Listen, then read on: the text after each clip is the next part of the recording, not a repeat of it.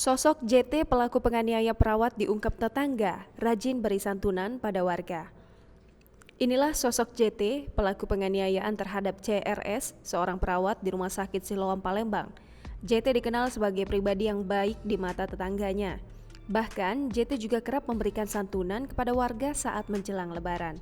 Tertangkapnya JT membuat berbagai kalangan kaget dan tidak menyangka akan peristiwa tersebut. Sosok Jason yang dikenang warga maupun teman seprofesi merupakan pribadi yang baik, rajin beribadah dan kerap memberi santunan kepada warga sekitar tempat tinggalnya. Menurutnya perbuatan penganiayaan yang dilakukan Jason hanya emosi sesaat, akibat kepanikan melihat anak sayangannya diperlakukan tidak baik. Selain itu, JT juga dikenal sebagai sosok yang taat beribadah dan kerap sholat di masjid. Sementara itu, Dewi, salah satu tetangga terduga pelaku, juga mengatakan menyebut Jason kerap memberikan santunan apalagi mendekati Hari Raya Idul Fitri. Persatuan Perawat Nasional Indonesia Sumatera Selatan merespon permintaan maaf pelaku penganiayaan terhadap perawat Rumah Sakit Siloam. Namun bukan berarti proses hukum dihentikan. Dikatakan Suban, Ketua PPNI, bahwa organisasi akan tetap mengawal penuh proses hukum baik secara moral dan material.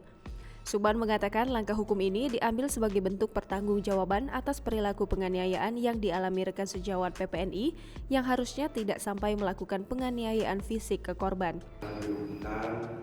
Kepada korban, keluarganya, supaya dibukakan pintu maaf